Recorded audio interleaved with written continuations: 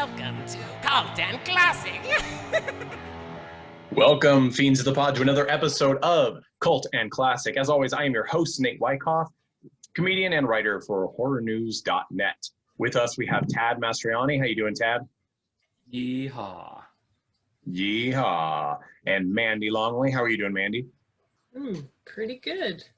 I am a zombie enthusiast, so I'm pretty psyched about this one. We've got an awesome lineup here we'll get into.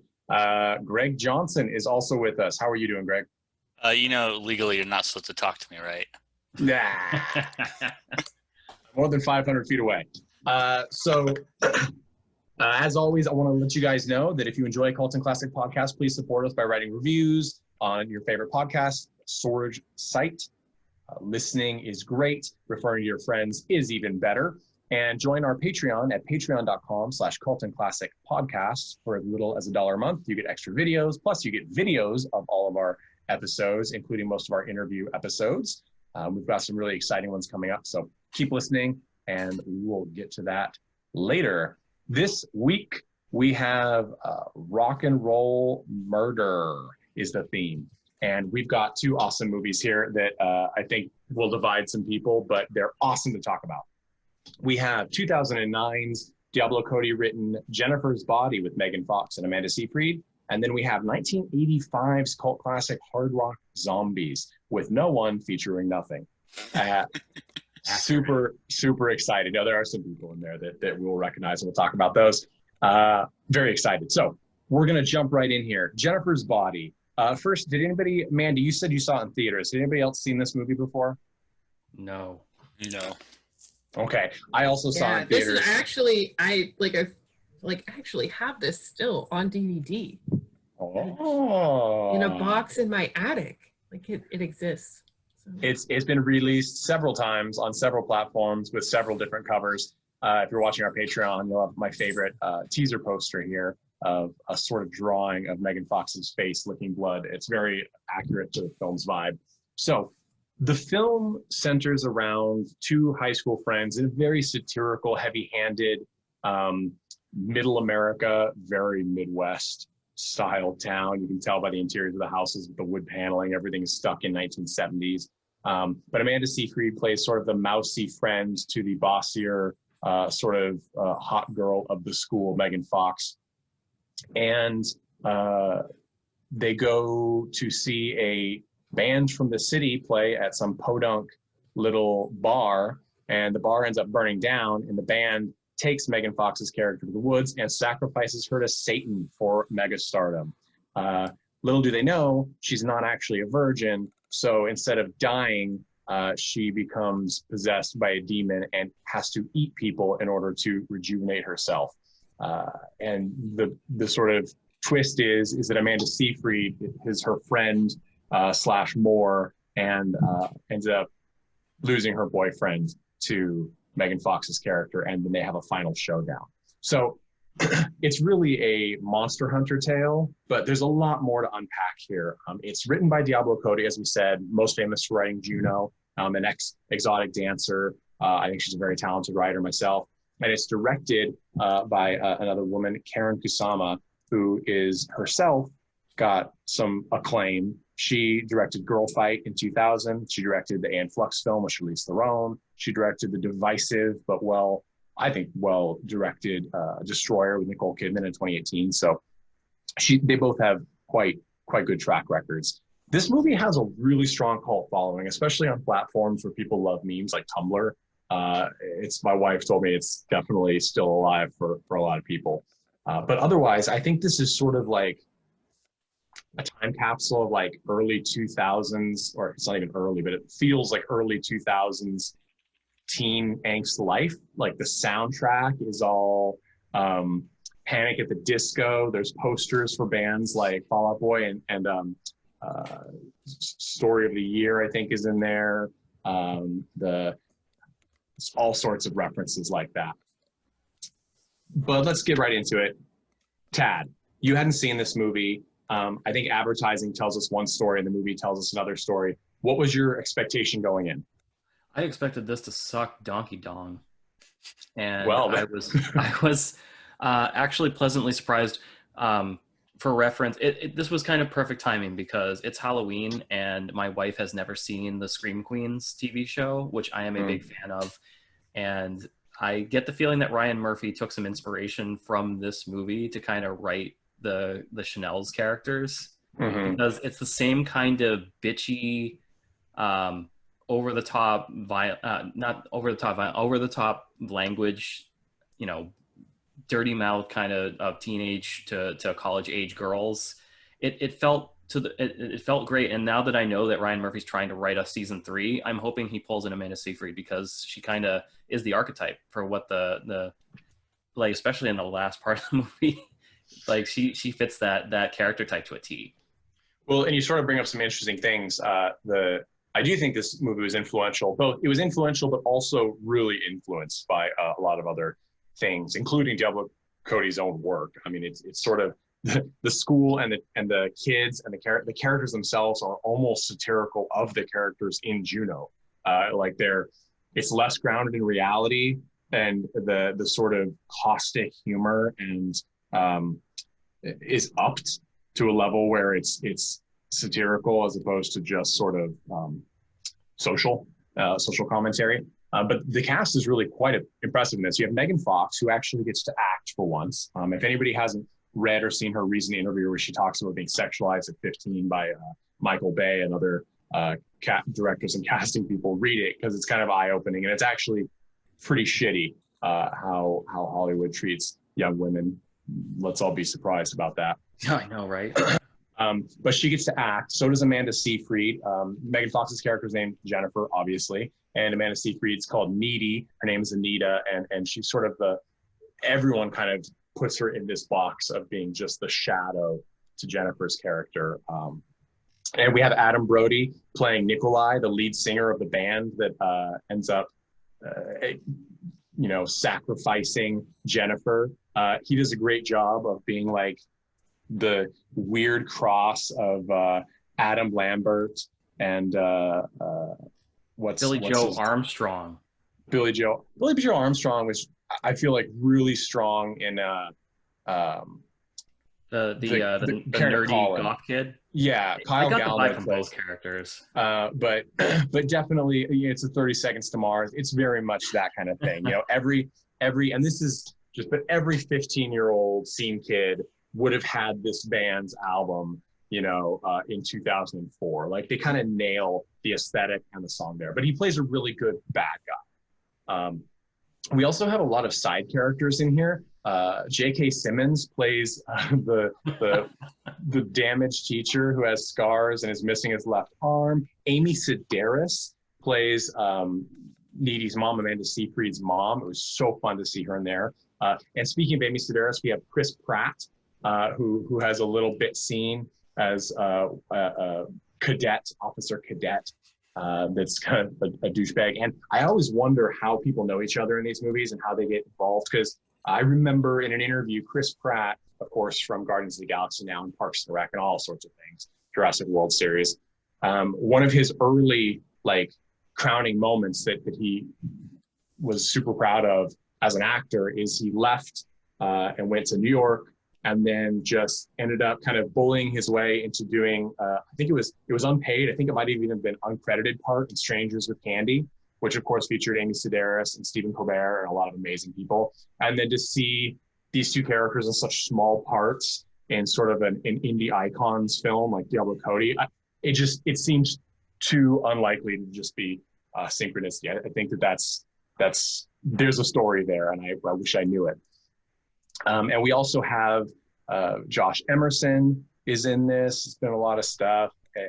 Ryan Levine, Johnny Simmons, we talked about Scott Pilgrim the other day, or rather we will in a future episode. If you haven't heard it yet, you will.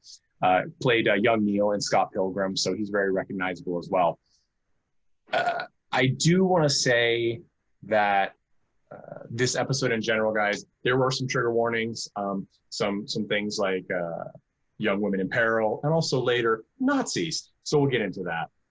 Greg, what was your expectation going into this film versus the reality of watching it?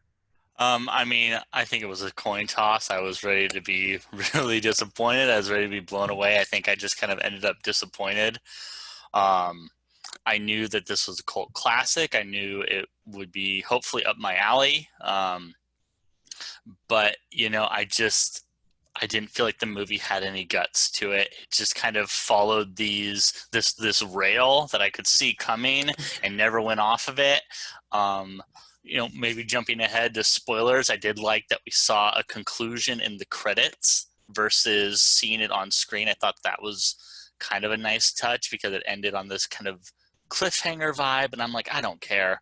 And then, you know, I'm like, okay, I see the credits are like 4 minutes long. Let me jump around in those. I'm like, oh, okay, so it gets a little wrapped up in the credits. Great. Yeah, and I think so. I agree with you on the aspect that you're not really surprised by the plot in this film, right? Like we get set up early on that Megan Fox's character, Jennifer, is kind of the mean girl.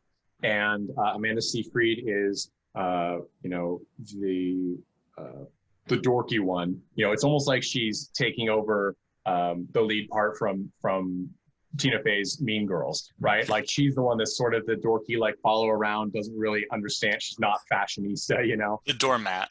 The doormat, right? Exactly.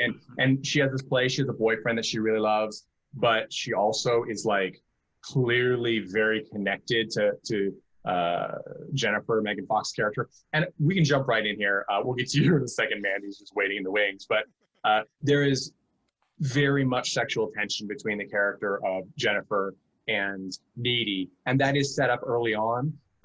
Personally, and that also is what I think sold this movie for a lot of, you know, the 15-year-old boys trying to get into the theater. I mean, I saw it in the theater, and it is very clear to me every time I watch this movie that women made this film. It doesn't mean it's not sexy. It doesn't mean there aren't, you know, scenes and that there are makeout scenes between Megan Fox and Amanda Seyfried, which is a straight man in my 30s. It's, you know, perfect marketing. But everything isn't directed, I didn't feel, towards me as a man. If this film had been made by someone like a Michael Bay, we would have had every Transformer shot we had of Megan Fox, you know, like riding on a motorcycle, wearing shorts that, you know, essentially are flossing every part of her body, like ridiculous things that are just over the top garbage, in my opinion. And we don't get that. There's even things like Megan Fox at one point before she devours her first victim that we see. She unzips her like hoodie or sweater and she has nothing underneath. And it was impressive also on a high def TV to see for the first time that they hadn't heavily make up her chest. Like that's actual skin. And that's something that honestly, Michael Bay would have had that done. She'd have been sprayed down, like everything. It's not necessary. It's sort of ridiculous, but that would have happened if another person had been in charge. So I really hand it to the crew, Karen Kusama, to have this film be a little more realistic. There's a lot of kids in the background who are actually kids, actors who look like they're in high school. I mean, it's shocking to see Amanda Seyfried look almost her real age. Like she always looks like a child, but she's little in this movie. Like we see everyone sort of in a more natural result. I mean, obviously Megan Fox is usually painted for the gods, right? But that's sort of also. I guess for me, Megan Fox and Amanda Seyfried in this, that like pulled me out. Like them trying to be like 15-year-old girls or 16, like however they were supposed to be. I'm like, no fucking way. I mean, Megan Fox definitely looks out of place among everybody else in this film. Oh yeah, well, which I mean, I was gonna say about to obsess over Megan Fox's skin in this movie, that kind of fits into the story of spoilers. She becomes a succubus, and when she's weakened, she talks about my hair's duller, I'm lifeless, etc. So when you see her about to feed, that's presumably when she's not at her most radiant, and then when we see her back in school again, walking the halls, they have the glow behind her. She looks absolutely like perfect. For sure. And I mean, she was 23 when this movie came out. So she is obviously older than the high school years, although that is actually so much closer than some. I mean, Yeah. you know, I mean, Rachel McAdams is still playing a high schooler. So it's like, you know, it happens. Amanda Seyfried, I tell you, the whole vibe of, even more so than Juno, the whole vibe of the wood paneled walls, the dark interiored houses, the streets that are lined with just houses that you literally couldn't describe if you wanted to. They're just boring. It just screamed Midwest to me. I lived in Wisconsin for like 5 years. I was like, wow, this is, until later on when they reveal that there's a park there with an abandoned like municipal pool, which is redonkulous. It's a great scene, a great set, but it is redonkulous. It would never have been in this town, in my opinion. Except for that, I'm like, oh wow, this is the Midwest to me. And I think that, and my wife said, yeah, everything looks like it's 30 years old. I'm like, yeah, that's exactly what the Midwest is like. Take now and then age it 30, 30 years in the past, and that's what you got. Someone did their research. Well, yeah, unintentional research. Mandy, so I railed you out for quite a bit. What was your, I mean, you've seen the film. What was your expectation going in again? And was it bucked, changed? Yeah, like I think the biggest, I don't know, like I remembered most of it. I remembered liking it, and I was excited that we we're going to watch it again. What I was most struck by this time around is how much I enjoyed the music. Like I really did, like you mentioned, that the soundtrack's really, really good, except for like the song that the band like sells Jennifer's soul for, which I thought was a great touch, because it's like, yeah, like this piece of crap. Like, exactly. It's such, really wouldn't, like, I thought that was nice that they did that, but they do play it a lot, and I was super annoyed at the song by the end, just like Amanda was. Like she's in the it's in her car and it comes on the radio and she's like, ah, and I was like, yeah, exactly, like we've heard this way too many times. I really like that there were two strong female leads, kind of frenemy style, finally in full opposition at the end. I actually almost texted you guys like a meme from this joke thing that I follow called The Man Who Has It All, and like their topic for today was films with a male lead, what do you think? And then like people riff on that, like, oh well, it must be like a romantic comedy, like if you do that, because they always like flip everything around. Like there just aren't that many movies with strong female leads, or that it's like about women, a story about women that's not about them being women. And I guess in this kind of was, but like they're friends and like they had their own storyline, and I thought that was really refreshing, especially for a horror genre.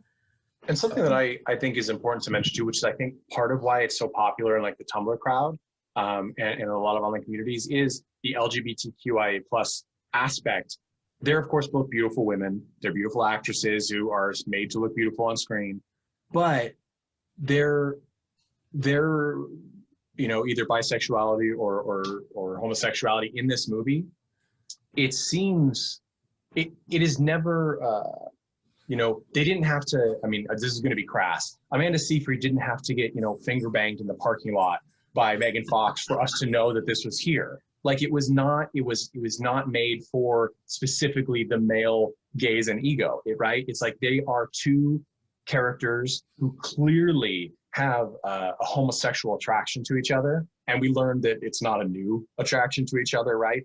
It plays out the whole film. It's always a subtext, which, I mean, it would always be a subtext. And no one who's obsessed with another person would have been like, today I'm not going to feel that. To that end, I will say one thing that got bucked is I very clearly remember that tagline, like in theaters, when Megan Fox says like, I go both ways, or whatever the bisexual line is.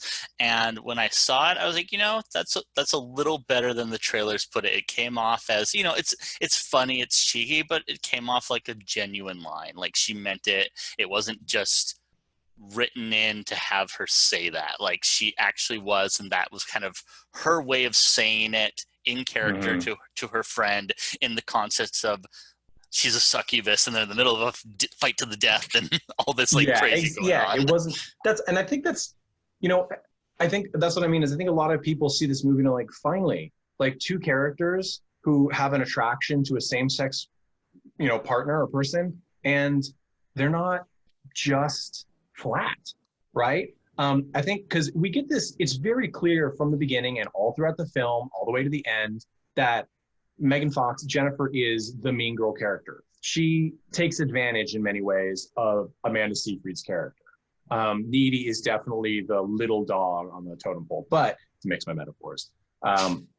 But I think, especially with the end where well, let's listen to this end here, right? Amanda Seyfried has just run from the prom in this hideous, like, worst on the runway, RuPaul's Drag Race, pink, shiny prom dress, to this abandoned pool where Chip, her boyfriend, has just been bitten and is bleeding into the pool, and Jennifer is trying to eat her. Amanda Seyfried knocks her out of the way. She's trying to get Chip out of the pool. This is where we're at. And Jennifer has now levitated out of the pool near them. She can fly. She's just hovering. It's not that impressive. You have to undermine everything that I do. You were such a player hater. You're a jerk. Wow, nice insult, Hannah Montana. You got any more harsh digs? You know what? You were never a good friend. Even when we were little, you used to steal my toys and pour lemonade on my bed. And now I'm eating your boyfriend. See? At least I'm consistent. So we get this, it's like, it seems, when I was watching it again, I was like, that's a little on the nose. But then as I let it sink in, I'm like, actually, I think it's sort of a misdirect on Jennifer's character, right? Because the reality is why do you always want what I want? It's like, well, because she kind of wants her, right? Like, I think that there is this strong sexual desire, because it's why Jennifer keeps going back to Needy's character, and kind of berating her, right? Just like a sort of a verbally abusive boyfriend would be doing, you know? Like, and like she doesn't let her show off her body when they go out together. Right. Like, right? It's like very controlling. And it's the same thing with Chip, right? Her Needy's boyfriend, right? Why does it have to be him? You could have anyone. And it's like, because he's my barrier to you.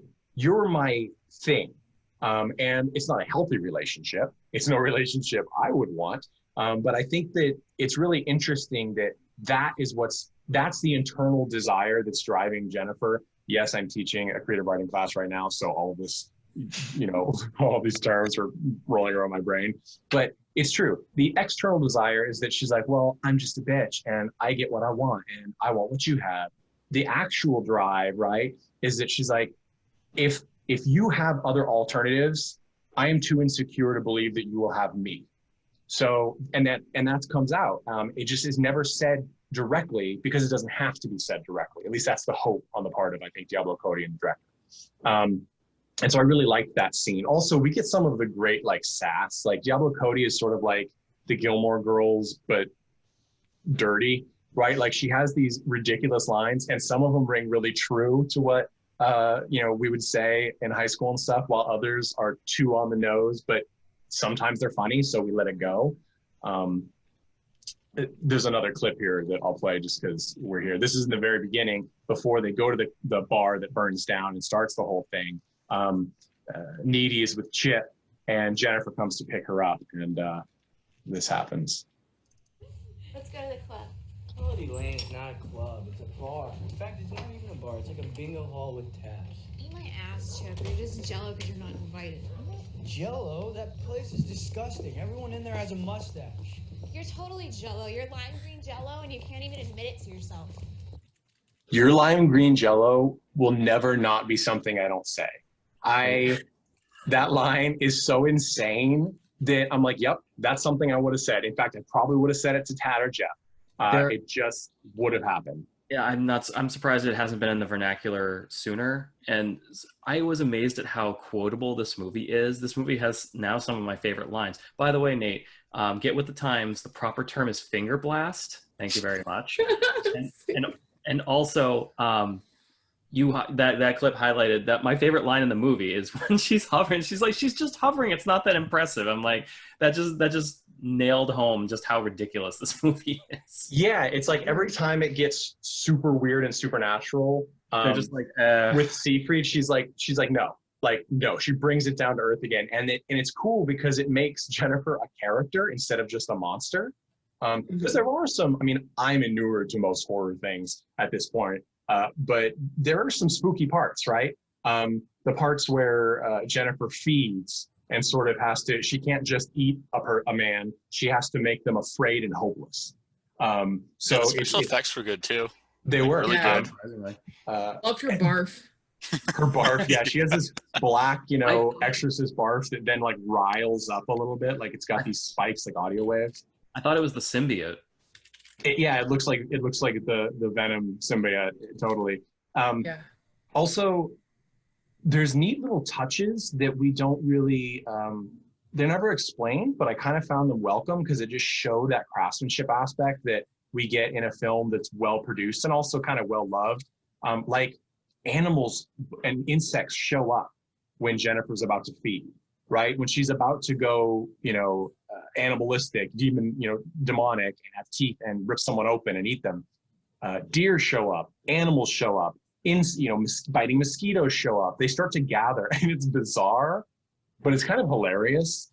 And it's never really acknowledged, but it's consistent, which I kind of like.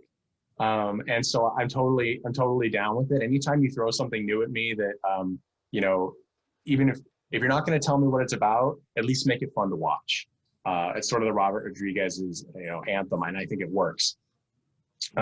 Something I want to go back because Mandy, you mentioned the song that the fake band is called Low Shoulder, like a gravel shoulder on a road, which is the most. You know what it made me think? You weren't with us, Tad, but our friend Greg Kelly, friend of the pod, who is our most punk friend of all time, he was like, "Hey, the band Goldfinger is playing a show at the State Theater in Portland, Maine. Do you want to go with me?" And I'm like, "Yeah." And that was like the first time I remember going to like a pretty decent punk show. And we go, and Alistair, which is another fun little punk band, I think they maybe just dropped their first album, but they were opening. And the lead singer, if you're out there, we love you, has the highest voice I have ever heard on stage. And it was like that. Like it was exactly like that, that show that they go to in this. And it's sort of that band vibe. Like they're a little too Maroon 5 to be punk. Not you, Alistair, the rest of the band, but they're a little too like mainstream. And the song that this fake band sings, it's essentially like a 2014-year-old's Candle in the Wind. Like it's just so sappy and ridiculous. And we'll get into sappy and ridiculous when we get into Hard Rock Zombies as well. But it just plays so perfect that every time it comes on, like you said, Mandy, it is probably played a little too much for my liking. It's even before it becomes sort of ironic or sort of hated. It's like I hear it too many times. But it made me think then of being in high school and saying a band is just not very good, or they're crap, or they're posers and whatever, and having somebody like in the front of the class turn around and like try and rip your head off. There's a scene where Amanda Seyfried is in class. J.K. Simmons, the teacher, is up front, and he's like, the band, who are heroes for saving people from the fire, which is of course bullshit, are dedicating their time to come play this song, are dedicating this song to the town. And of course it's that song. And Amanda Seyfried's like, they're losers. They didn't do that. They're bullshit. And somebody in the front turns around. She's got a t-shirt on with like Low Shoulder. And she's like, they're heroes. And just her delivery on that, I was like, oh my God, I'm having flashbacks to so many conversations in high school where I was like, why did I even open my mouth? I don't care. Your music taste is terrible and I don't care. And it was just, that was the most real moment in the entire film to me. Not the emotional stuff, not anything. That moment where somebody in the front row who's wearing, a Scene Kid like rubber band around their wrist and a t-shirt with their favorite band on it turns around and tries to read me for Phil. That triggered me. I don't know if anybody else felt that way. The other thing in this movie that is worth touching on is, I think, Greg, you mentioned it, sort of there's this whole like after story, right? Because at the end of the movie, spoiler alerts. These are all spoiler alerts. I still think it's worth watching, but Amanda Seyfried has killed Jennifer, and then she goes to a crazy asylum, essentially, for, we presume, everybody thinks that she's the crazy cannibal killer who's been killing and eating people, because she was caught in the act of killing Jennifer. And she is in the nut house, and she's really aggressive. And you find out at the end, because she's been telling you this story in in a flashback, essentially, that after being bit by demonic Jennifer, she has sort of gleaned some of the demon's power. So she breaks free of the asylum. Why she waited this long, I don't know. It's a convenient device. But she hops in a car, hitchhiking then to Madison, Wisconsin, I assume, to see this band play. And the driver is Lance Henriksen from Aliens, from Millennium, from all sorts of things, a famous horror icon. And in just this weird little bit part. And then she goes and kills the band in the credits. It's mostly still shots, but we just see the band like rocking out, being stupid idiot band people like any of us would if we were given a shit ton of money and let loose in a hotel. And then it's just them like murdered in the apartment with body bags thrown over them. And it is kind of gratifying because the band are terrible people, and they're also given little character traits, right? Like we see way more of them than you would normally see from like the bad guy. They're kind of charming in a disturbing way. Like especially when they argue whether or not, when they're at the bar trying to decide if Jennifer, who's coming on to the lead singer, is a virgin or not. And I love that Nikolai, the lead singer, is so convinced. He's like, I know these towns. She's definitely a virgin. And he's completely wrong. She's absolutely not a virgin, apparently, in any way, shape, or form. And I love that aspect. Like he's so out of touch. They're so wrong. And they get their comeuppance, but it's later. You know, it's that old classic devil's deal, right? Like the devil gives you the thing, but it's really short-lived. It was his plan all along. And I don't know. Yeah, Tad? Speaking of music, it's because I'm always going to bring it up.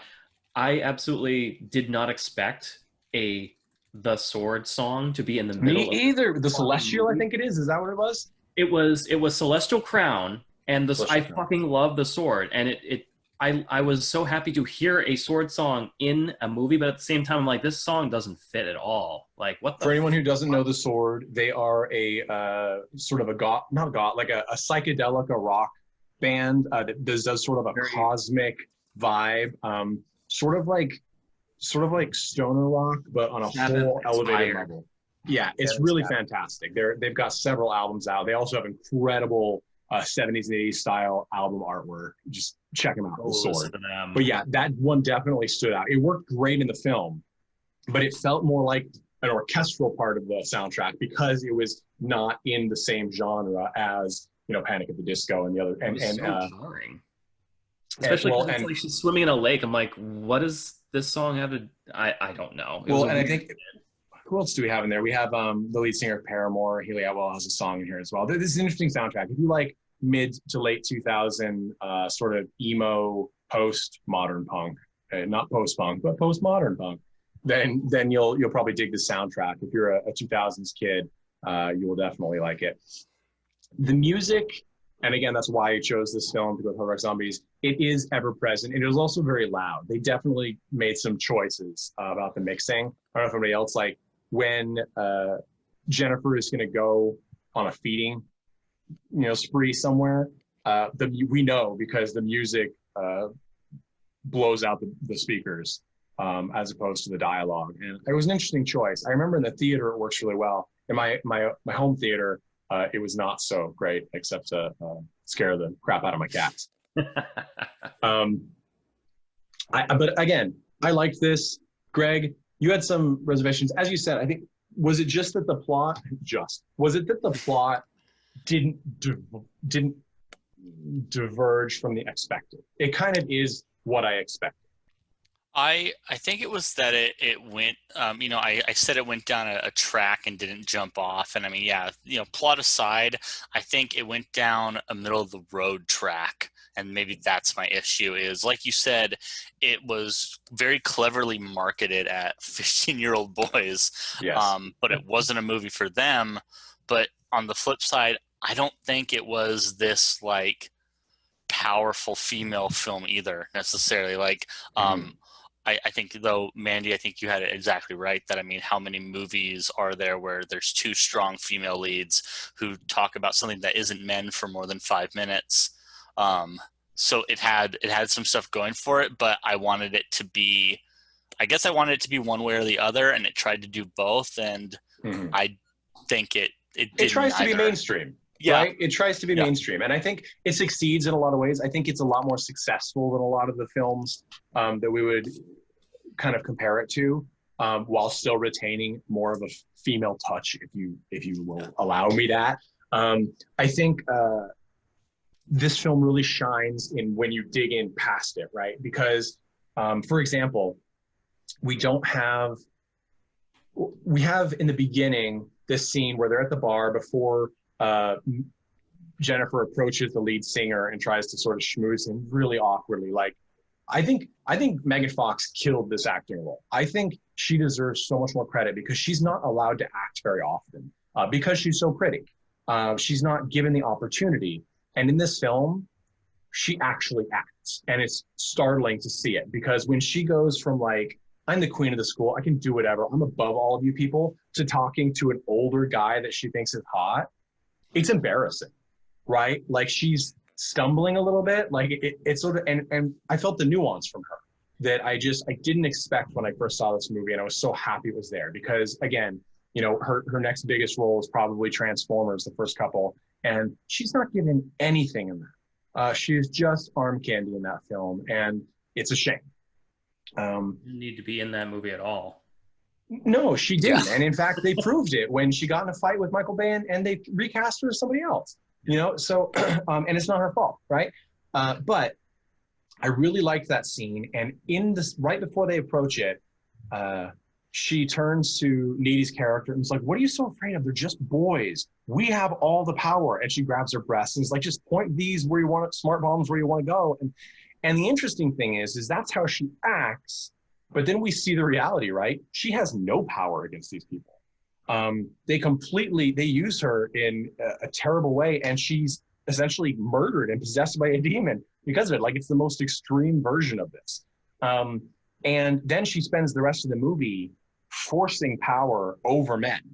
And it's sort of in that way, Jeff would probably mention, it's like a revenge flick, right? Like, that's sort of part of Jennifer's character, is that she's been abused and now she's living the fantasy that she told herself was real in the beginning, which is, we have the power, because she doesn't have the power as a woman in our society. And that's, people are like, oh, it's digging too deep. Well, it's what I fucking do. I think that's valid, but it's also it's the same problem I think I had with Prevenge, where it's basically, it's a revenge flick, except it's a revenge against people who basically had nothing to do with your pain and suffering. Yeah. So it's it kind of invalidates it. It makes you seem like a jackass. Well, so it's one of those things. It's like, it's sort of, I think contemporarily we need to look, right? Like, does it invalidate it? Because that's a big point of the Black Lives Matter movement, right? Is somebody damaging, I'm not saying black people are doing this at all, it's all likelihood, it's white idiots out there, but damaging a target during a protest, well, that target didn't oppress them, sure, but how else are you going to be seen? How else are you going to be heard? And are we, by not forcibly changing it at all times, complicit in that oppression, right? It's sort of like, does it even matter at any given point? Like, if during the slave uprisings in pre-Civil War America, am I going to hold it against a group of, generationally, oppressed and enslaved people who kill a household of slave owners, including the children? Am I going to hold it against them? Probably not. So it's kind of like you said, does your damage make you hurting other more, relatively innocent people okay? I don't know. That's an argument to have, and maybe it's a sense of scale versus an overarching sentiment. But it's true. It's uncomfortable because you feel for these people, right? Because she's actively preying on people. She's not going for the strong guy who's a douchebag. She's going for the linesman, the exchange student, the linesman, the nerdy kid, right? She's going for sort of the low-hanging fruit, much like so many of those asshole men we knew in high school did, right? Like, she's becoming that monster. It is that flip. And I think it's really easy to see it as the monster, but I think it takes that extra step to take it. I'm like, oh, that's what's happening. It's a flip of the script. And yes, it's terrible in both instances, but now I kind of get it. So I think that's interesting. The other thing that I thought is worth talking about in this, and I think there was some talk about this component of the film when it came out, that some people were upset about, is the weird parallels to school shootings. Lots of scenes in this, because essentially there's this terrible tragedy in this small town. 8 students are killed in the fire, which, by the way, let's talk about why 8 high school students are in a 21 and over bar at that point. I'm like, maybe your town needs some fucking work. Midwest, that's why. Right, it is exactly the Midwest. Literally, when I lived in Wisconsin, the school bus would stop at several bars along the way to drop the kids off, because that's where their parents would pick them up. So there's these things where in the beginning, everyone is crying in the hallways, you know. I'm assuming that there are like counselors on site, that sort of thing. Like people, like the J.K. Simmons teacher gives a really like heartfelt speech that sort of falls on deaf ears, but everyone is really upset. And then everyone's upset when the star football player is killed. And then Amanda Seyfried's character starts to say, and then people are getting less upset. The more people that get killed, the more immune they become to the pain, and they just start going about their business. There's no more candlelit vigils singing that obnoxious song. Like, and the parallel, like, this is post-Columbine. Like, this is not, you know, school shootings are not new to Diablo, Cody, and this film. Like, they're well aware of that. And that sort of extra layer that they put on that isn't really relevant to the plot so much as, I mean, it's convenient for the plot because maybe then people aren't looking for the killer as much. But the idea that the more violence occurs, the more we just say, nah, well, yeah, what about today though? That was yesterday. Is really terrible. And it actually upset me. And it made me think way more than I expected to about it in the aftermath, because we see this over and over and over again. You know, every school shooting happens and people are outraged, and less people seem to report on it and give a shit. And I think that this movie is well aware of it. It's a well-known psychological phenomenon, and Sure. you can see it happen over the past 70, 80 years of media. Like, at some point, these things become so common that people get numb to it because you kind of have to. You don't have Well, to. South Park has played that so well with when their entire arc in the school shooting. You know, it's like every day, it's like, yep, that's going to happen. Send them back to school. And I think this film has that as an element to it. It uses it, you know, it uses the murdering demoness, you know, a succubus character, to sort of add that extra layer. And I don't think it was shoehorned in. I think that it's just subtle enough to not overwhelm the larger, more mainstream plot, but it's definitely present. And I remember it in the theater, and watching it, I remember it again. And like, this touched some nerves when it came out. So interesting. Again, I think Amanda Seyfried's performance was also really great. I mean, she's essentially the main character of this film. She narrates it. We get a lot of, I think in the beginning, my wife watched it with me and she didn't really like the narration aspect. I agree, you have to settle into it, but I think that the intent was probably to mimic all of these high school, you know, movies where it's like, okay, I know, I'm just blah, blah, blah, Mr. Normal, you know, or Miss Normal in the average American high school. And then I became a princess. You know, like, it's that sort of thing. And they're putting it in this completely inappropriate film. And I think that was the intent. And it didn't bother me. I kind of liked it. They used it in Mean Girls too, right? Yeah. Which of course, Amanda Seyfried is in that as well. She makes out with her cousin. Mm-hmm. And she looks younger in this film than she did in Mean Girls, but it was like 5 years later. Mm-hmm. Isn't that disturbing? It's Here's the crazy. thing. It's crazy. Here's the thing. It's because she is fairly young in this film, right? As is Megan Fox. And here's the crazy part to me, is that we so often forget how young these actresses are in films paired with 50-year-old men. And it is kind of upsetting because, you know, when someone is dolled up with a lot of makeup and they spend a lot of time and money to dress them up, it's like, oh yeah, whoever. I mean, even Keira Knightley and Johnny Depp, you know what I mean? You're like, yeah, whatever. They're both like attractive. And then you're like, oh yeah, they're attractive. And this is her grandfather, right? Like, it is just like Richard Gere having sex with Rachel McAdams. That's not a good, you know, balance. Them telling Maggie Gyllenhaal that she's, you know, too old to play opposite Richard Gere when she's 33. And she's like, he's old enough to be like my old dad, right? That's craziness. And I felt like this film made me think about it because Amanda Seyfried looks like a high school student to me. But I do think Trixie Mattel, awesome drag queen, great in her and Katya's show, which if you don't know what that is, it's just yeah, watch it. It's on YouTube. It is amazing. But they were talking, and also We Like to Watch is another show they do for Netflix shows. And I think in one of those, someone is supposed to be like the ugly duckling at a high school. And they're like, yeah, she's really ugly. And they like put their hand to their face and they're like, it's like, oh, I'm so ugly. Like, that's what it's like. Like, no one is really going to look at Amanda Seyfried and be like, cow, hideous, beast. Like, not going to happen. This is why she'd be great Chanel. Huh? That's why she makes such a great Chanel. Listen up, sluts. Right. Yeah. So, anyway, we're going to move on with this because I've been prattling on a ton. Greg, final thoughts on this. Would you recommend it? Why and to who? I wouldn't. I'm going to do my usual stick of alternate recommendations. Consider watching The Craft or either version of All Cheerleaders Die. So those are my options for you. Okay, yeah. Like, I mean, that's valid. Witchcraft, revenge flicks about high schools that have all female like leads. So, and I sort of think it's interesting. We talked about this a little bit before the show, but this film does feel like sort of the plot of The Craft lifted and put in someone else's hands and molded into another movie. So I think if you like The Craft, I think you might like Jennifer's Body. It definitely has more of a Diablo Cody feel. So if you like Juno and that weird fucking shtick that they have going, like I do, with Michael Cera for president, then you'll like Jennifer's Body a lot. But okay, those are valid. Mandy, who would you recommend Jennifer's Body to and why?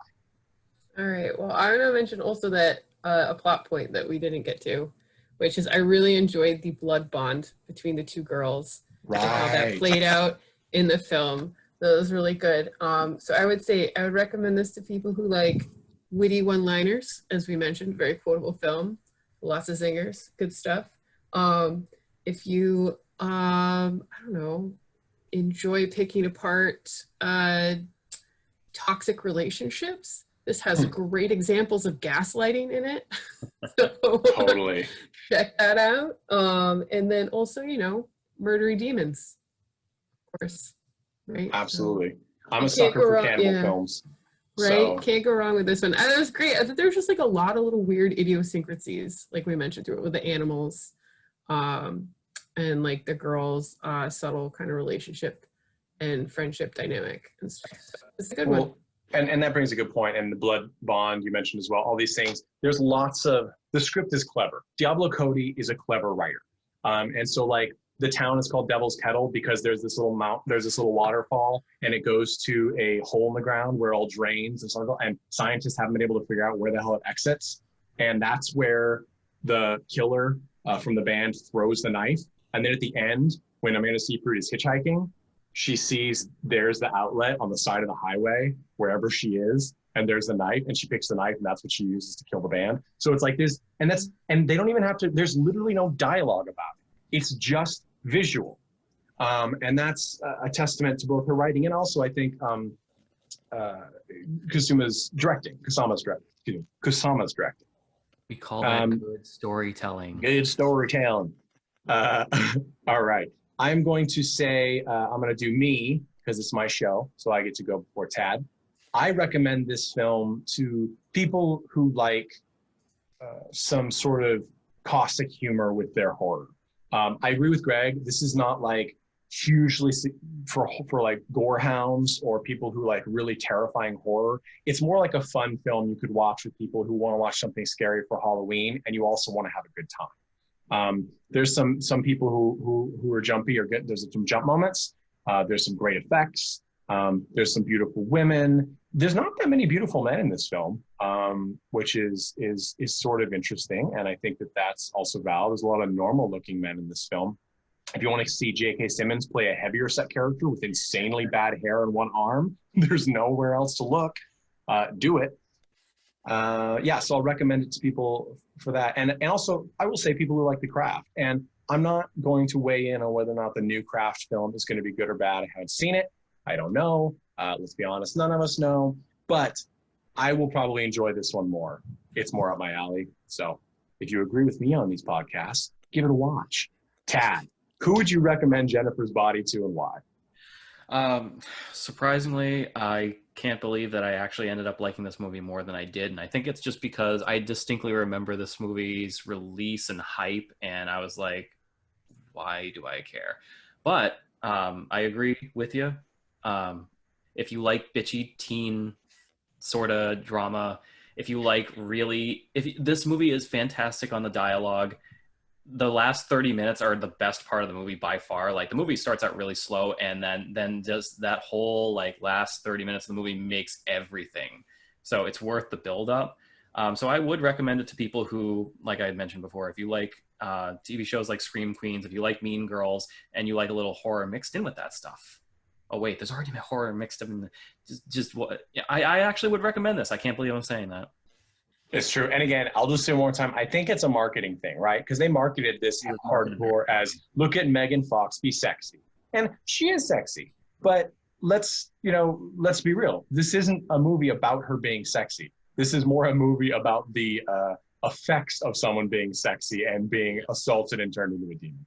So that is it for this one, but we've got another film coming up. Next up is 1985's Hard Rock Zombies. So this film is a film that Tad and I watched about 15 years ago. Tad, when we watched those 15 years ago, was it a copy from Video Update where you worked? Is that it? Or did our friend Matt somehow get a copy from near his house? No, it was definitely a copy from work because I distinctly remember we talked about this in a previous episode. I just can't remember which one. This was a movie that I'd worked there for a few years, and I looked at this cover and I was like, Hard Rock Zombies, guys, we should probably watch this. And then I don't even remember the details of how we ended up watching it. I don't know either. And here's the other thing. So usually, and Video Update is long gone, RIP, movies that you took from Video Update did not often make it back to Video Update. So what shocks me is that if you did this, that one of us doesn't own it. And that's why I asked, because none of us have it. And I can assure you that this movie was rented because there's no way I would actually want to keep this piece of shit in my library.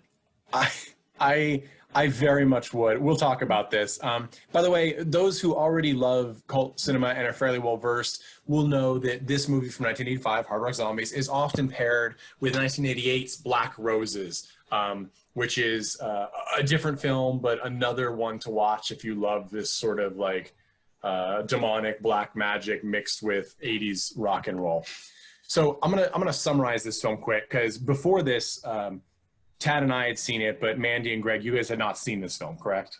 Correct. Yeah, I didn't need to ask that question. So this movie... I've seen a lot of really random old zombie movies, though.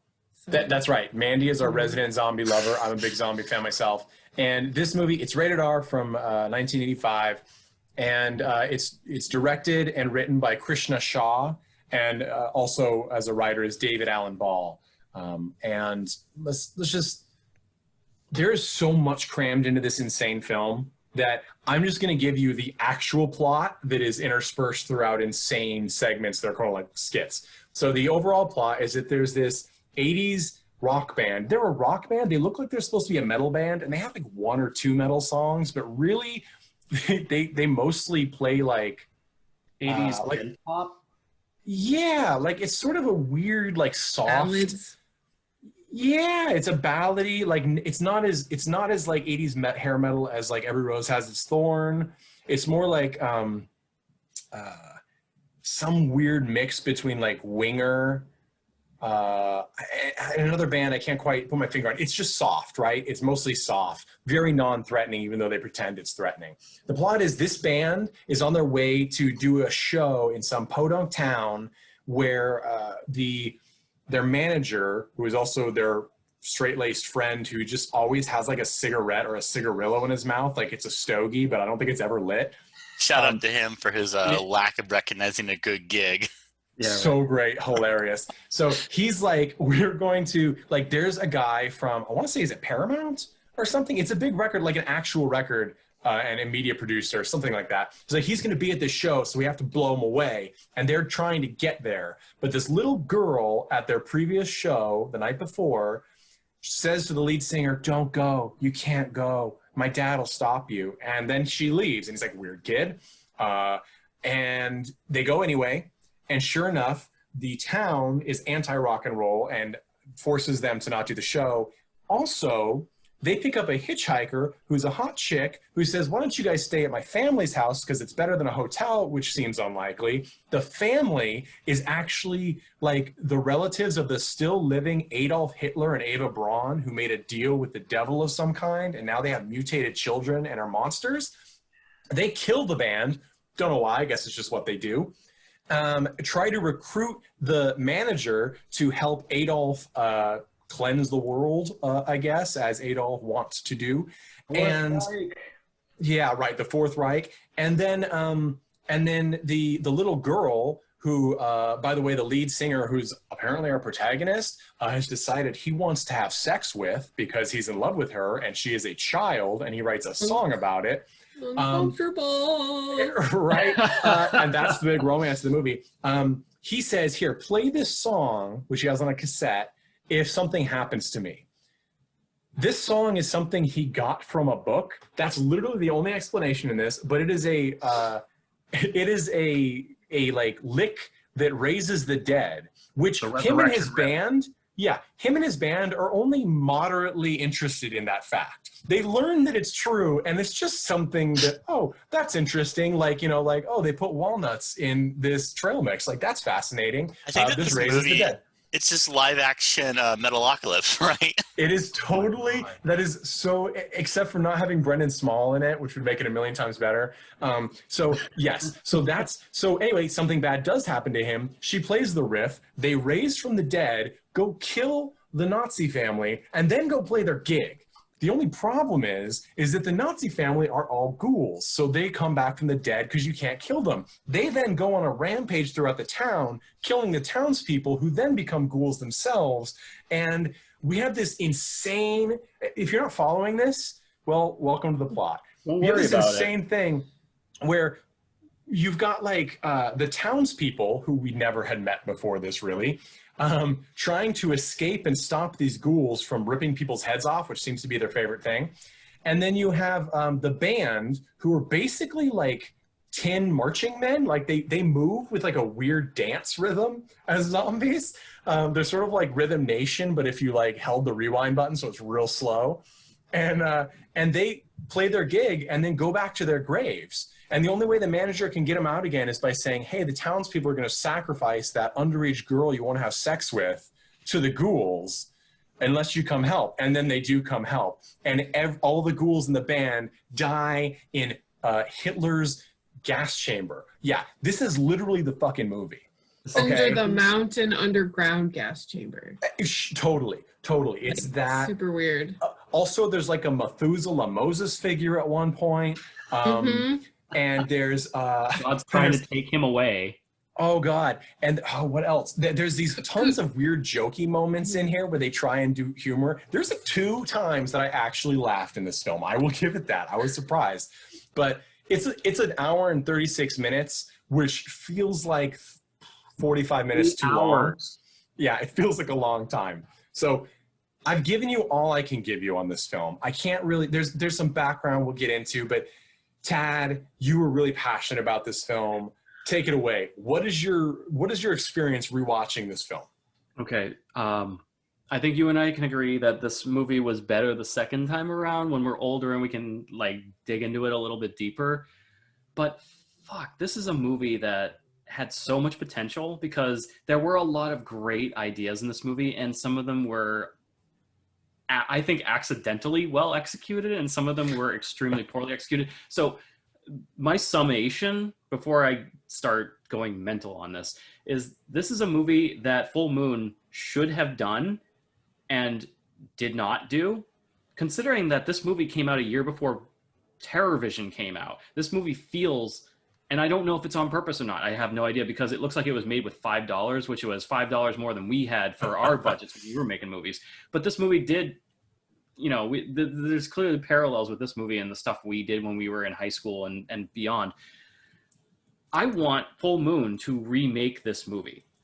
Legit. I want them to put some money behind this and actually execute some of the good ideas that are in this movie. There is a fucking bit that goes on for the entire movie about one of the sons of Hitler or whatever it is, ghouls, that eats itself slowly through the entire movie with there's no reason for this to be in there. But throughout the entire movie, this thing is literally just cutting pieces of itself off and eating it. And and the end of the movie, it eats its own face off. And I distinctly was like, oh my God, this is the movie. Because for years I've been like, you know what? I distinctly remember a scene where a zombie ate itself throughout the entire movie. And I'm like, what fucking movie was that from?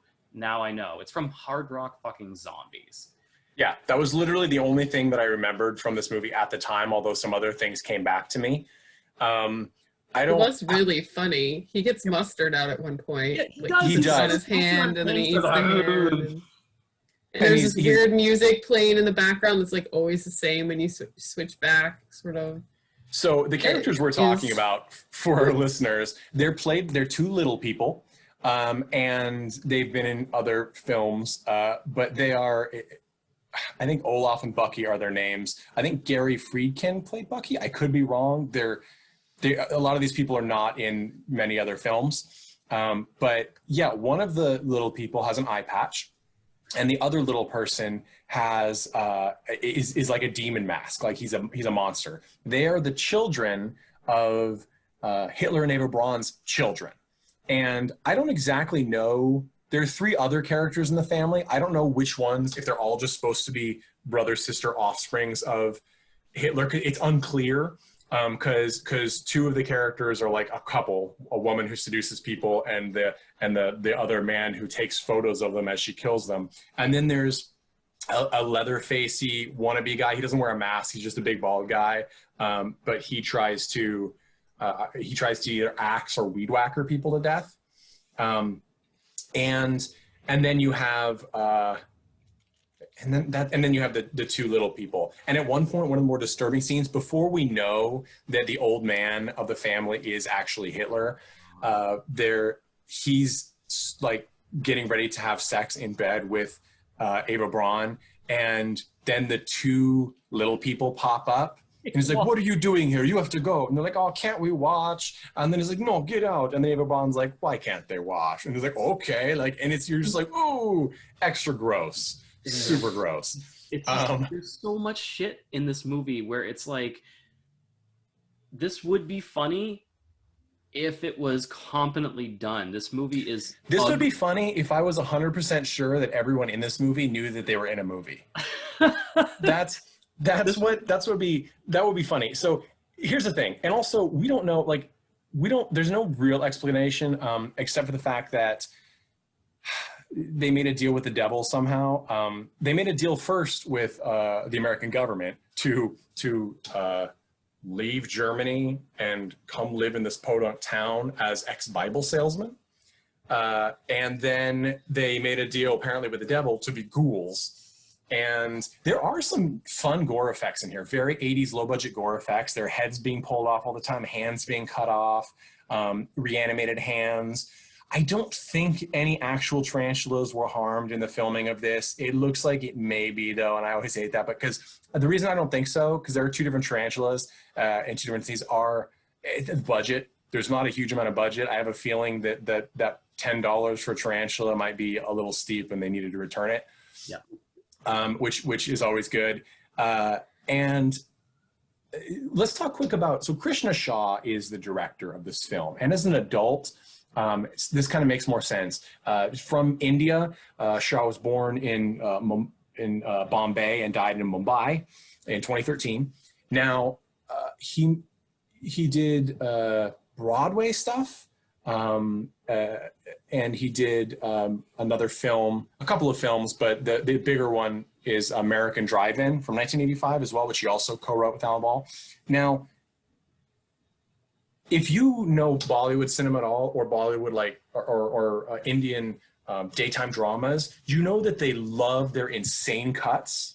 They love odd dancing at weird occasions, and they like what I like to call mood shots, which is occasionally during scenes, they'll cut to somebody doing something, like another character. They couldn't possibly technically be at the same time, but it's just to set the mood. And in this case, it's Hitler's granddaughter, played by Lisa Toothman, we'll get into, dancing like in the street in like torn jeans and stuff, like very 80s. And it's just to set the mood. And they do this in a lot of Bollywood cinema and TV dramas and things. By the way, if you want to see some insane shit, go look at compilations of reaction shots from Indian soap operas, because it will blow your mind. They discovered the Photoshop filter button and After Effects button and the zoom buttons, and they wear them out. Yes. It is crazy. But that made more sense to me, knowing that someone who is familiar with Indian cinema made this movie, because it makes all of the jumping back and forth, especially in the second half of the film, which is less, it's less prosaically lined out. It made it more sensical to me. I wasn't as shocked that I was seeing things that just seemed like scenes crammed in that had nothing to do with anything. It's just, there's so much going on in the movie that the pacing is, that's why I was like, this movie feels like it's 3 hours long, because even though it's a 90-minute movie, this is shorter than Jennifer's Body, but it sure doesn't feel like it. The pacing doesn't exist. And the thing is like I said, there's a lot of positive in this movie that just isn't realized. Like, some of the acting is actually pretty hilarious. Like, most of the band members before they die are pretty charismatic and actually fun to listen to, because it sounds like they're just kind of ad-libbing. And the townspeople are it feels like an episode of Parks and Rec before Parks and Rec was a thing, where they're just throwing out weird shit. It's like, who wrote this? What moron wrote this law? You did. No, it was him. Hey, I just advised you. It doesn't even feel scripted. But like I said, this movie, what I really give this movie a detriment for is it's ugly, as in like it was filmed with the cheapest shit possible. Sure. For 85, it's unbelievably ugly. Yeah, Fujifilm, and I don't know if this was shot on video or not. No, in fact, I know it wasn't, because on the title card, it says Fuji Color underneath it, which I guarantee Fuji did not ask them to put on that title card. I will say there's a lot of stuff to get into with cast and interesting things too, but we'll just move this. Mandy, what did you expect going in, and how were those expectations met or obliterated? I was expecting more actual zombies and less like demon ghouls. I was very pleasantly surprised by like the nod to like Hitler and like Nazi lore as part of a lot of zombie films, like through history. It wasn't exactly along the same lines as is often included, but I really liked that was like part of the package that we got in Hard Rock Zombies. This is the second movie that we've reviewed that has a Hitler character in it. Yeah, it does. Go watch our Ultimate Fight and Undefeatable with Cynthia Rothrock episode. That's a good. I think it's episode 3. That's a good one. Here's the other thing to note too. But there is a strong history of Hitler and Nazis specifically in zombie films, and I like totally that got wrapped into this. And it's become part of lore. It's also based on fact, but it's become part of popular lore that the Nazis, especially during the end, and this trails back to Hellboy as well, tried to explore occult things to win the war. And that's what happens. I'm pretty sure the Trump presidency is trying the same thing right now. And when you get desperate, things get weird. And this is definitely an aspect of it in this movie. The other thing to mention is, for those of us who watch a lot of 80s movies, and a lot of 80s movies love their hair metal or new wave or various things, and they have a lot of footage of bands playing. We did Vicious Kiss a while back. They did the same thing. These people actually play their instruments. it looks like, which is kind of fascinating. I'm sure there's a few exceptions. The lead character, Jesse, who falls in love with the underage girl, he is played by E.J. Curse, which is actually, his birth name is Ernie Corshio. And he's been in a lot of TV shows, still acting. And the last thing he was in is he played a character in The World's Greatest Tribute Bands, which is a TV show from 2014. But he's done a handful of things. And then we also have Gino Andrews, who honestly, I don't really know anything about, except that he's been in some other direct-to-video films. And then Sam Mann, who played, I think he might have played the drummer, who was probably the most charismatic, the sort of funny one, but I'm not 100%. But he is also in Rollerblade and from '86 and Rollerblade Warriors, which we're going to do, and the Rollerblade 7, the third follow-up. We're going to do these movies at some point. If you didn't know that the '80s had like this craze, short-lived craze of rollerblades, not roller skates, rollerblades, not roller derby, rollerblades. This was a thing. Just rollerblades. I think because it had the word blade in the title and because they could make them out of multicolored plastic, it totally took off. And so they made these post-apocalyptic warrior films about rollerblading warriors. And Sam Mann was in all of them. And they're beautiful. We will talk about them at some point. If you see them on a shelf, snag them. But that was Sam Mann. And then also Mick McMains is in this movie as well. And he's a musician and he's still making songs. He had a song come out last year, Since I Started Loving You. So there are actual musicians involved in this. The music itself is written by a successful musician. I don't, again, Paul Sabu is the name of the musician who wrote all the music. It was one man. He's written a lot of stuff. He was also on some interesting ones. He was on the Trick or Treat soundtrack, the original '86 one. Been in a million soundtracks. He also wrote an episode of Kids in the Hall, or like a skit, which kind of blew my mind. So good on that. And I don't think the music is poorly written. It's just not as metal as I would have wanted it to be. It's not hard. It's barely rock. And this movie's only kind of zombies. True. That's the way I sum it up. And can we talk about, I know, Greg, I'm going to get to you in a second. Can we talk about when they come back from the dead, their faces are painted? And yeah, they turn into Kiss. They turn into Kiss. Like at first, like Jesse's looks almost like it might be corpse paint, like you're going to get into a little Alice Cooper-y thing. But then like you look at the other ones and yeah, like when they came back to life, like, oh, you're half like Ace Frehley, you're Catman on one half. You're like, it literally, and part of the problem, and this is a pacing thing too, as you said, Tad, the characters are kind of charismatic. They're at least entertaining to watch bumble around. But when they become zombies, which is in the half mark of the movie, they don't speak. They don't do anything. They're robots that walk with their arms in like a staccato motion. I have to say, I love that dancing. Their walking was a highlight. It is. Greg, when you saw this, what was your expectation? How did it go? Well, after you recommended Troma's War, I've basically been like, I don't know what could happen. This wasn't quite up there in terms of what am I watching. But, you know, I'd say that this reminded me a lot of the first time I saw The Room, where I ended it and I'm like, you know, I think I enjoyed myself, but I can't in good conscience recommend that to anyone ever. So, yeah, of course, the reference to Tommy Wiseau's The Room, friend of the pod.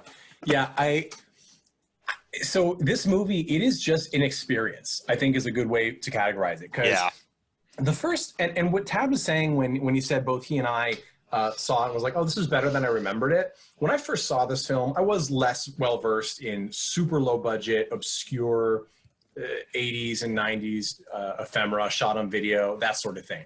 Now, being much more well-versed in that, there is a plot to this movie, and for the first half of it, it actually follows the plot. And there's a lot of elements. I mean, almost every element in here is taken from other movies of its ilk. So it was easy to follow, but it's that halfway mark when it becomes a skit show, essentially.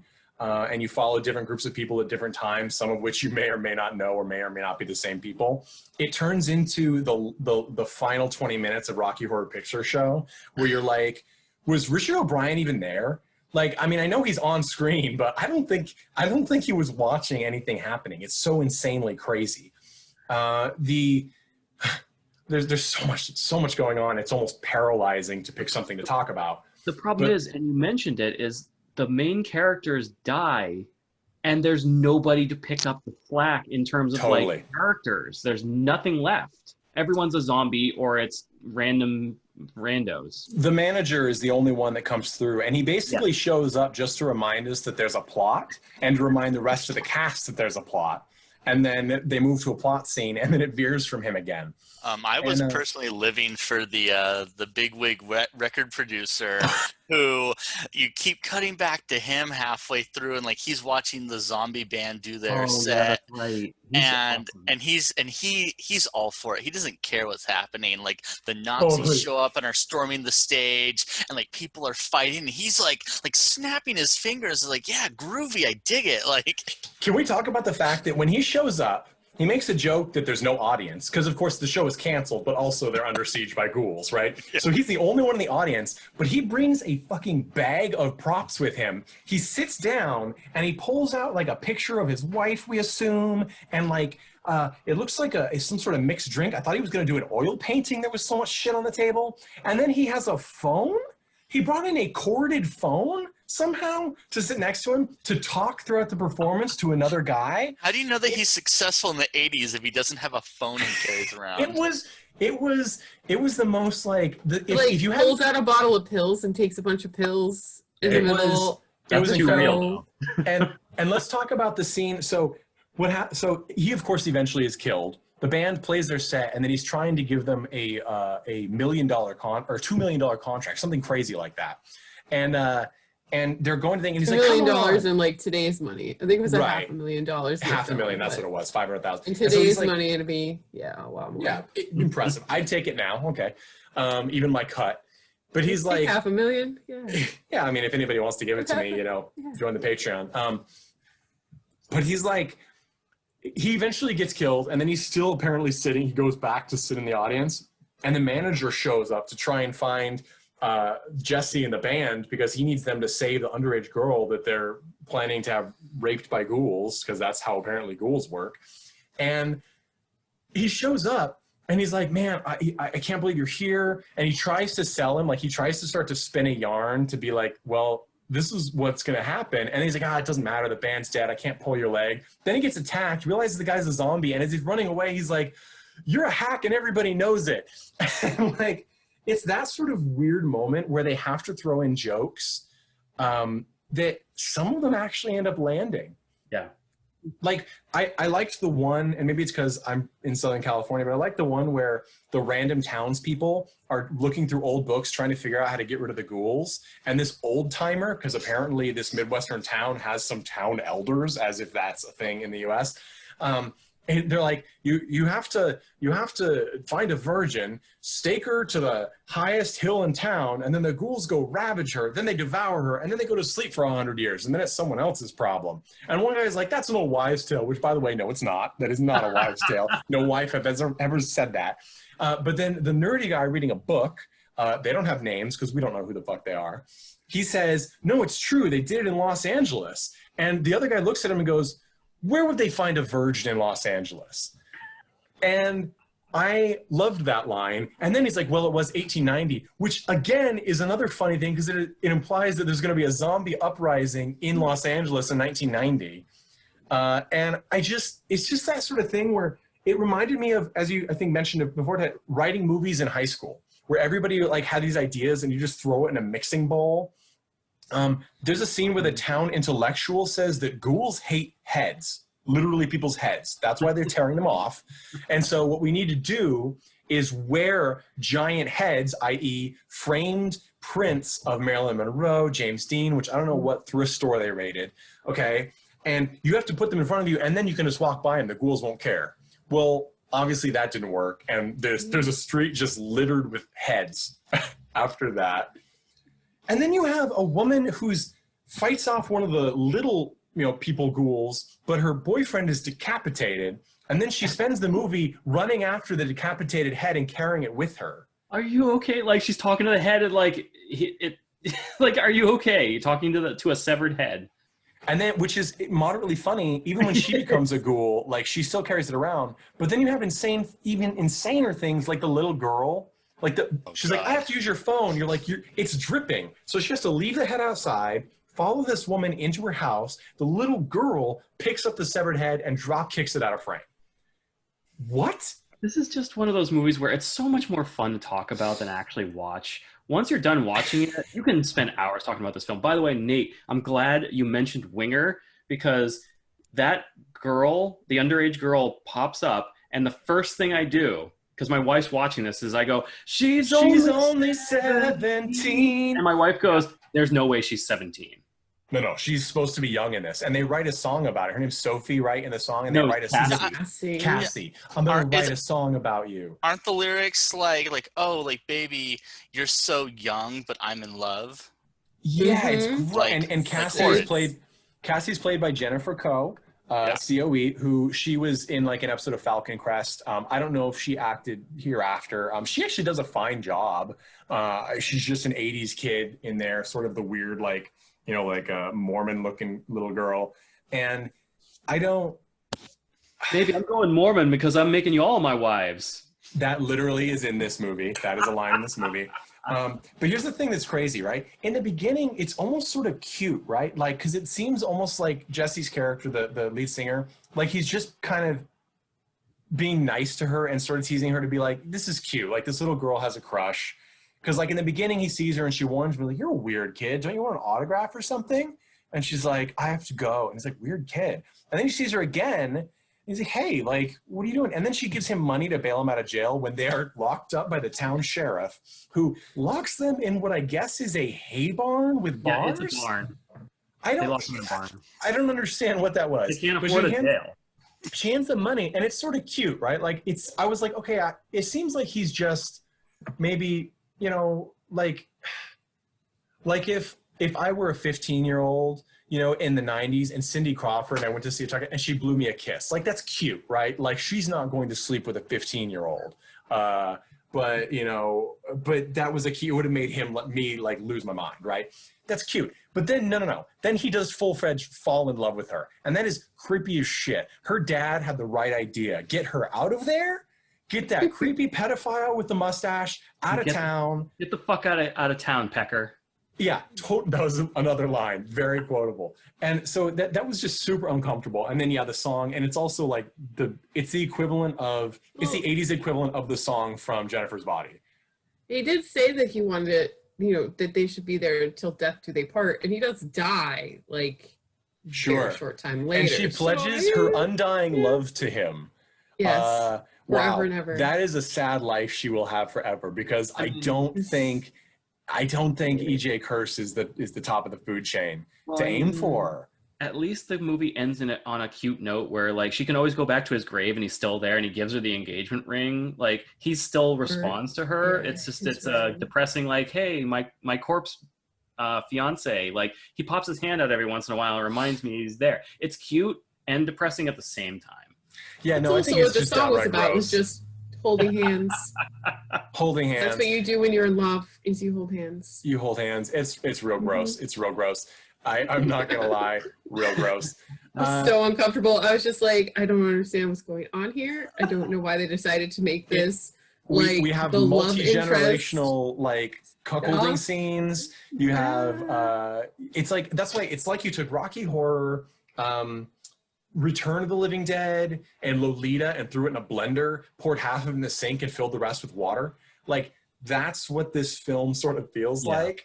That's right. It's got everything. Literally everything. They threw everything in here. And let's listen to this clip. So this is what is his name? The gentleman who played Hitler. And give him props, because I don't know what kind of, like, balls. It's a man. I don't even know that he's credited as Hitler in the thing, which is interesting. Yeah, he is. It's Jack Bleisner. Jack Bleisner. And Jack Bleisner was in Crime Killer. He played the president in a movie called Crime Killer or Zeus in 1985 as well. I don't know why 1885 was his year, but it totally was. He he commits 100%. He shouts lines from Mein Kampf throughout the whole thing. And then when he's Hitler, like after he's revealed himself, he's not just an old man, he's Hitler, and he becomes a zombie ghoul, he like half-heartedly Zig Heils the whole time. It's like one of those pecking bird toys that pecks water. Like his hand just sort of raises up. Even when he's like trying to struggle uphill to get to the verge of sacrifice, his little arm. It's just, it's the... Doesn't he sing as Hitler before he's dead? He sings that Disney parody song from that old Donald Duck cartoon, like "In the Führer's Face." Yes, yes, he does. Which I heard him start singing that, and I couldn't believe it. I'm like, that is such an obscure. It is obscure. Of, like, anti-Nazi propaganda, and it's also probably still copyrighted. Oh yeah, 100%. So I don't know, but here's the thing though too. What exec at Disney is going to be like? Somebody stole this song. Oh, we're gonna go after him. What is it? Well, a guy dressed as Hitler. They're like, never mind. Just I don't want to know. I don't want to know. Is it a song that we use in the park? No, then I don't care. I don't care. Then I don't give a shit.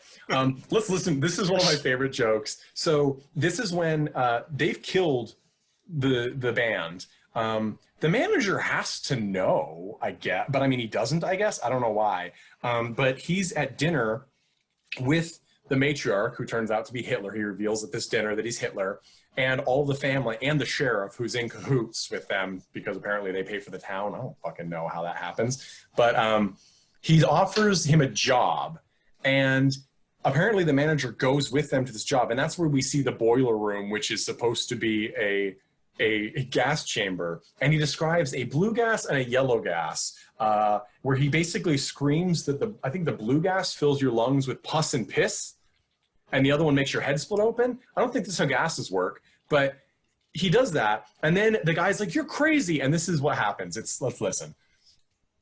100.000 Deutsche, die so leben lang war Deutsch, ist Deutsch und bleibt Deutsch. Sieg heil! Sieg heil! Sieg heil! Oh, I'm sorry, that's a Trump rally. No, I'm just kidding. Let's go back and listen. Now admit that you were excited. Now will you accept my job offer? No, let me go! No! No! Let me go! An American is a youth. It is all the same, no ambition. Polluted blood. You will be the first we will eliminate. Shane's a nice boy. That joke was that's the kind of thing Troma aims for, but so often, like so rarely hits. That was the perfect line for me. He's like losing his shit, screaming in German, saying, mixed blood. And then he's like, "Shame, nice boy." Like, hilarious. So inappropriately hilarious. Can I just point out that actor, let's see, Jack Bleisner, only has 2 credits: Hitler in Hard Rock Zombies, and the President of the United States in some film called Crime Killer. Like I said, it's also known as Zeus. Yeah, I know, right, and that's the thing, and that's why I'm pretty sure that much like he'll pull off his hat in this movie and become Hitler, Donald Trump will pull off his hat and become Jack Bleisner. I'm just kidding, Jack Bleisner. I would never say that to you. I just one more quote from him before he reveals himself as Hitler, and he's still just old German man. He's caught in bed, and I wrote it down. I think like he's explained to his grandkids what he's doing, which is sex, but he says like "deschleppt, fucking bakken" or something, like just like absolute lunacy. Whatever he says, I feel like this movie is worth it alone for that insane fake German. Like, sure. And I don't, it makes me wonder if a lot of the other German is fake, because I don't think it is. I do think they gave him, I do think they were like, here's some reels of Hitler, because it's kind of spooky. He actually sounds like those old recordings of Adolf Hitler. It's an unnerving thing, but it's just so batshit insane. There's nothing sensical about this film at all. It's a boiler room, not a gas chamber. There's a literal boiler. There's a furnace that he points at. Like it's a furnace, but then no, it's a gas. It just doesn't make, there's no sense whatsoever. I want to go to some of the things that I think are pretty good.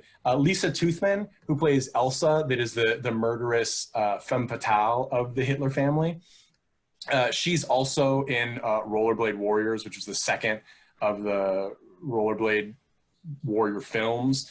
She was also in Witchcraft 3 in 91, Eyes of the Serpent in 94, a TV movie which probably aired on Lifetime because it's called Molested. She actually, I thought, was all right. And one thing I didn't know, because I'd seen her in like Rollerblade Warriors, I didn't realize she's clearly a dancer. She's actually very skilled. And there's a scene where the underage girl Cassie is in the audience, the empty audience, and behind her creeping up is Elsa's character, and she's already a ghoul. And she does this insane leg lift straight up to her cheek and holds it there to like spider step over the seats. And she does it like twice. I mean, my wife's a dancer and she's very flexible, and that is hard to do. So like that, I was like, and she does have tons of dancing scenes in this where she just like is dancing for no reason. She does a lot of dancing around people while other ghouls kill people. She also, for fans of disturbing and sometimes sexy schlock, she has a topless scene in a shower. She also gets bottomless in the first like 5 minutes of the movie, which is always kind of a rarity because topless is so much easier. But she doesn't take her top off right away. She takes her pants off, which, hey, kudos to her.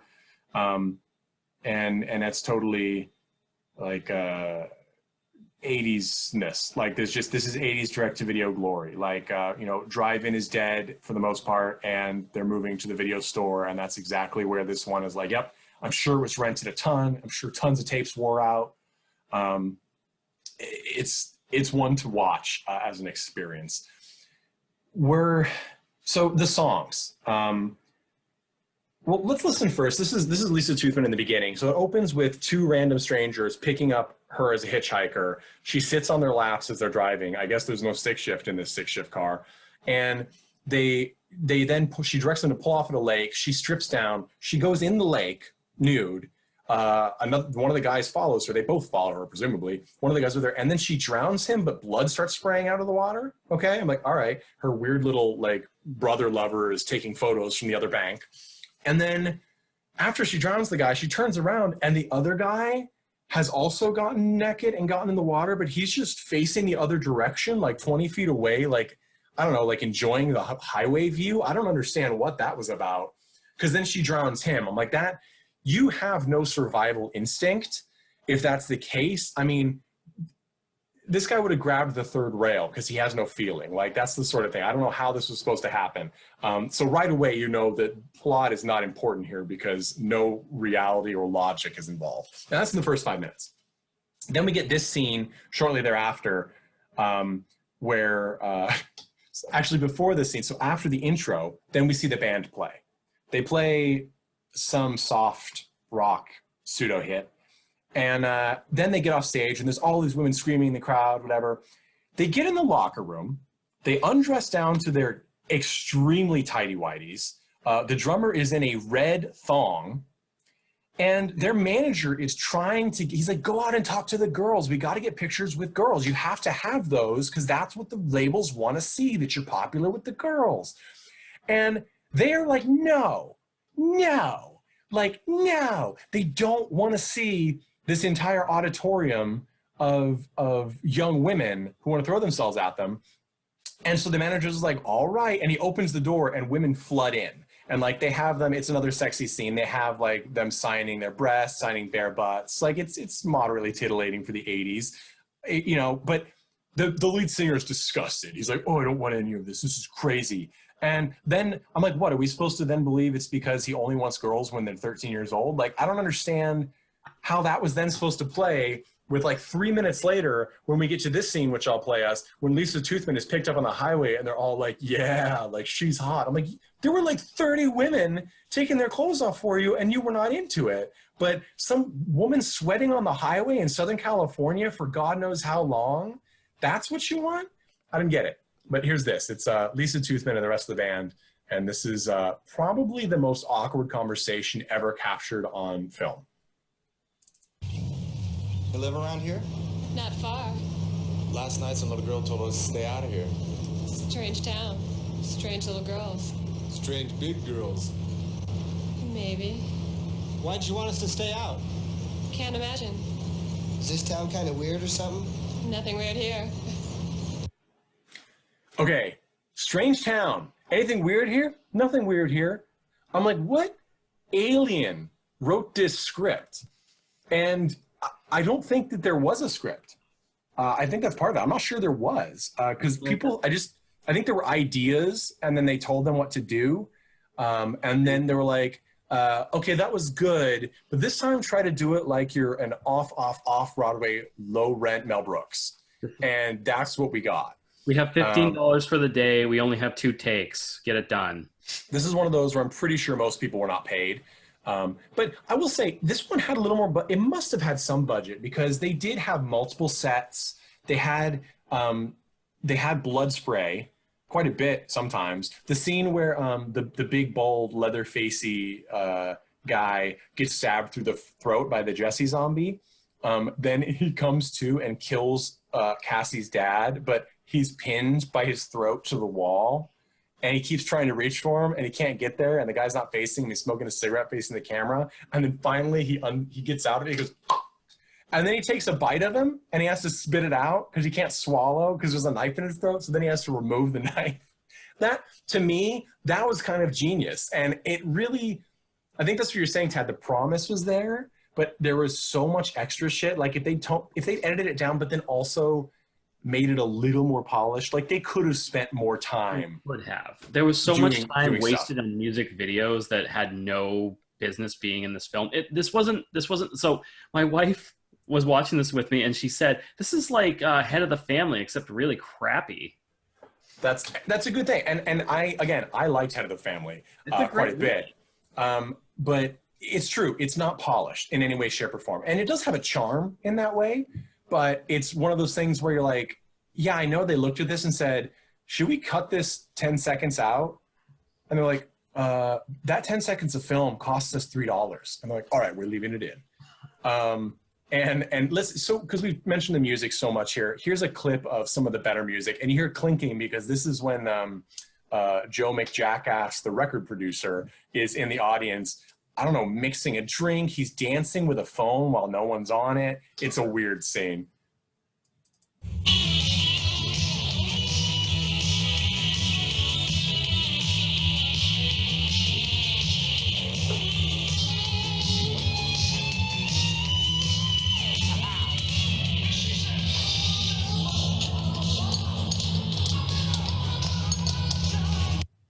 Yeah, it's like he's playing the kettle drum with a fork. I don't know what he's doing, but so that's one of the better bits because it's more rock. And then the other ones, it's like if you took the Scorpions' Winds of Change and then had it rewritten by, I don't know, one of those Muzak companies that made like elevator music, and then you had the doorman of that elevator sing it. There's so many songs in this movie that are literally like that. The Cassie song is just "I'll Be Watching You" by the Police, except shitty. Yeah, it's way shittier, like way shittier. If any Sting fans out there, don't get your hopes up. It's not even third rate on that level. And again, Paul Sabu actually has some great music. So it's just, he had to write how many tracks for this album? I mean, for this movie, and you can find the soundtrack out there. It does exist. So we've come to the conclusion here of our discussion of Hard Rock Zombies. I'm going to start with you, Greg. Who would you recommend Hard Rock Zombies 1985 to, and why? I mean, to go back to what I said originally, if you want a viewing like The Room, where you just kind of leave just changed in fundamental and horrid ways, I'd say go for that. On the flip side, if you've been listening to us and you're like, I don't think I can stomach this, but I like the premise, consider watching that 2015 short film Kung Fury instead. It's got a little bit of crazy 80s. It's got Hitler. I mean, that's true. And if you're one of the ones lucky enough to kickstart Kung Fury, then you will enjoy that. And there is also, just so everyone knows, for fans of Kung Fury, there is a Kung Fury 2, which I think might be feature length. And it's actually supposedly got Schwarzenegger, Michael Fassbender, some real interesting people in it. David Hasselhoff's got a bit. So keep your eyes open for that. It's already done principal photography. So that should be good. Yeah, that'll be fun. Mandy, who would you recommend Hard Rock Zombies to and why? Oh, I would really only recommend this to two types of people. People who really like hot garbage movies, like that's your thing. Like they're out there, right? I feel very attacked. Right? Like no, but like, that's pretty much what it is, as we've just discussed for like the last hour. So and then also people who are feeling nostalgic for like the Indian restaurant they used to eat lunch at every day that always had the Bollywood like musicals playing, like, on the TV on the wall, like me. I don't know. I actually I wrote down in my notes that I really liked the music montages because they were like little music videos like in the middle of the story, totally. And broke it up, which is very much like the Bollywood that you mentioned. And it's 80s law also. If you have metal in the title or hard rock, if you have rock in the title, you better have something that you could just chop on either side of the film and have a music video for. Yeah. Tad. So that's it. Nope. That's exactly. And I'm going to jump on you, but Tad, who would you recommend this film to and why? I wouldn't recommend this film. Honestly, actually, if you're listening, you've already gotten the gist. This film is far more interesting to talk about than watch. I don't recommend watching this film. You could watch Dead Alive. You could watch any full moon video. The Head of the Family, watch that instead. Watch Bad Channels. And if you just want it, actually, that's even better because Bad Channels reminds me of how much better that soundtrack was. Touching Myself Again. It's a fantastic song. Everyone should listen to it. So if you don't know that reference, go back and listen. I believe it's episode 6. Listen to our Bad Channels and Coneheads review, where I talk about how much I hate the song Touching Myself Again. It's bad. Still listen to it like at least once a month. I do have that soundtrack. It's a fantastic soundtrack. Blue Oyster Cult did the orchestrals, and that's not this movie. So that gets to me. Who would I recommend this to? Two types of people. Recommend it if you want to make low-budget indie films. This is a good example of how you can kind of do whatever you want and mash it into a film. And also an experience of how if you don't cut out enough, it's going to be real slow and draggy. The other group of people, if you like 80s trash films, like Mandy said, this movie is sort of the king of the trash film. If you watch Miami Connection, which is phenomenal genre mash, that is a much more effective and well technically produced film, but this is very much on the horror side of it. When you think of like an 80s action film, you think, hey, it's been produced with a little money. That's sort of Miami Connection is to the high budget 80s action movie what Hard Rock Zombies is to the 80s horror movies, where there's already no budget, so you get to ultra low budget. Give it a look. If you don't like being zoned out by hour 2, you're not going to make it through this movie. You might enjoy some Lisa Toothman TNA and a little bit of Hitler, but then you're going to go to Snooze Town. So I was going to say, if you need your Hitler parody fix, go back and watch The Ultimate Fight. Highly recommended. One of my favorite movies of all time. Ultimate Fight, 1993, Ernie Reyes Jr., also known as The Process. Great film. All right. That's it for us today on Cult and Classic Podcast for Rock and Roll Murder. I'm so excited that we got to do these movies. Thank you so much, Tad Mastroianni, Amanda Longley, Greg Johnson, and I am Nate Wyckoff. To play us out, as always, is The Chud with All About Evil. And I want to let you guys know one more time, join our Patreon at patreon.com/Cult and Classic Podcast. For $1 a month, you can support us, get a bunch of extra stuff. Also, you can give us a little more and get cards, autographed custom trading cards, as well as zines every month. And the clips used in this podcast are the property of the owners of the films. They're used for review purposes only. Thank you guys so much and be kind. Hey everyone, thanks for listening to Cult and Classic Podcast. This podcast is important to me, but what's more important are the rights, privileges, and freedom from violence of everyone in this country and in this world. And that means supporting Black Lives Matter. If you'd like to make a donation, please go ahead and visit coltonclassicpodcast.com, where we have a list of places you can donate and help out. And please stay safe.